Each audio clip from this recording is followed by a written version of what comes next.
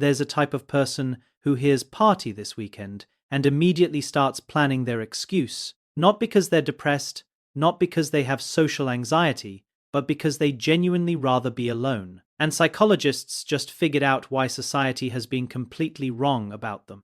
There's a difference between being lonely and being alone. One is a wound, the other it might just be a superpower. See, for decades, psychologists lumped everyone who enjoyed solitude into one big concerning category: introverts, loners, antisocial. That last one especially, like enjoying your own company, meant you were one bad day away from becoming a villain origin story.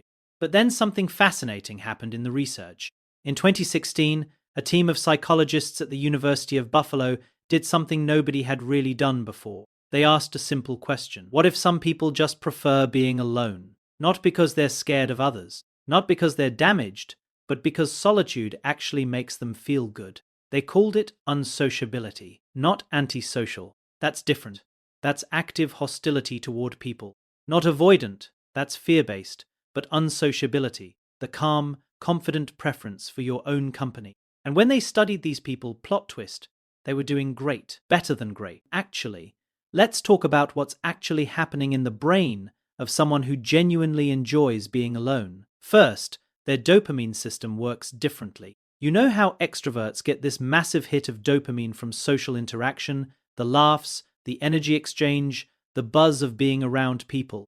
People who prefer solitude have a more sensitive dopamine system. They reach optimal stimulation levels faster. Think of it like spice tolerance. An extrovert needs the whole jalapeno to feel anything. A person who loves solitude, one flake of red pepper, and they're good for the day.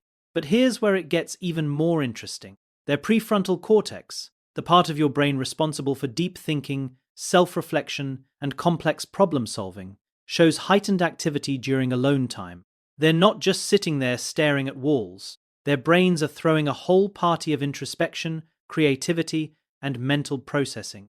And get this, studies on creativity consistently show that breakthrough ideas rarely happen in brainstorming sessions or crowded coffee shops. They happen in the shower on solo walks at 2 a.m., when you're the only one your brain responsible for deep thinking, self-reflection, and complex problem-solving, shows heightened activity during alone time. They're not just sitting there staring at walls. Their brains are throwing a whole party of introspection, creativity, and mental processing.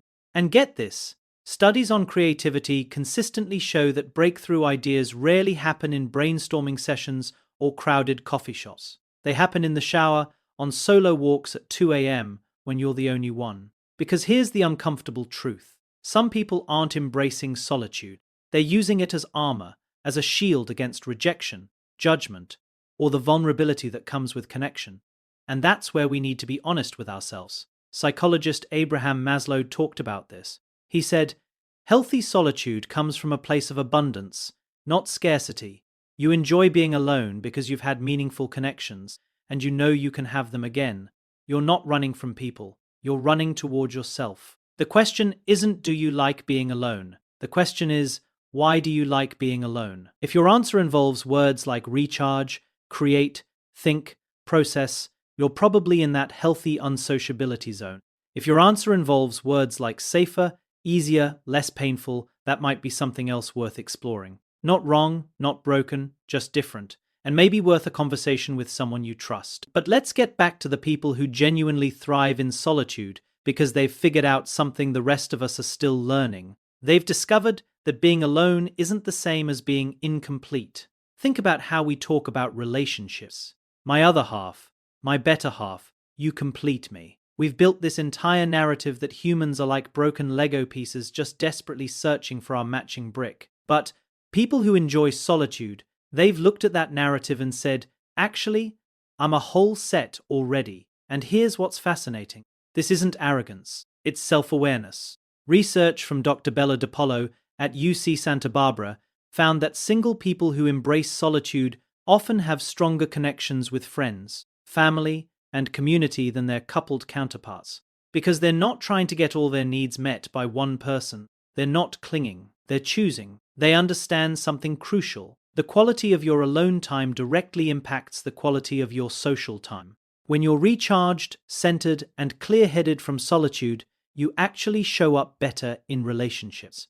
You're not depleted. You're not resentful. You're not looking for someone else to fix the emptiness. You're bringing your whole self to the table because you've spent time at your own table first. There's power in that. Here's something that'll blow your mind.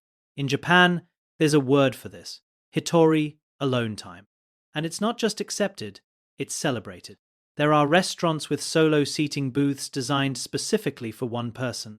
Movie theaters with single seats that don't make you feel like the odd one out.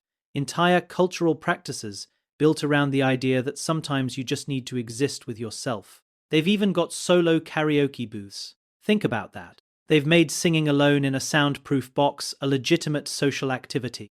Meanwhile, in the West, we're still asking people, why are you eating accepted? It's celebrated. There are restaurants with solo seating booths designed specifically for one person. Movie theaters with single seats that don't make you feel like the odd one out. Entire cultural practices built around the idea that sometimes you just need to exist with yourself. They've even got solo karaoke booths.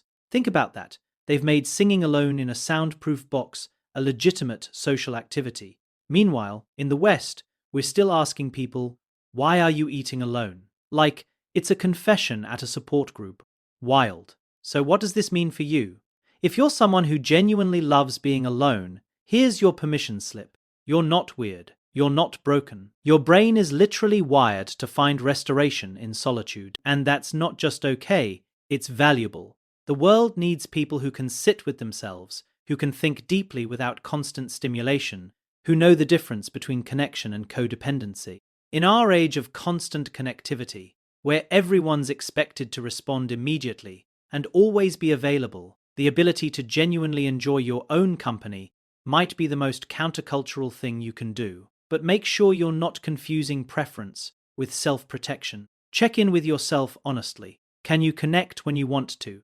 Do you have people you trust? Are you running to solitude or from connection? Because the healthiest relationship with being alone is one where it's a choice, not a defense. The next time someone asks you why you're always alone, or why you can't let those plans, or why you'd rather stay home with a book than go to that party, you can tell them about dopamine sensitivity, about prefrontal cortex activation, about Hitori and Einstein, and the entire body of research showing that solitude isn't social failure.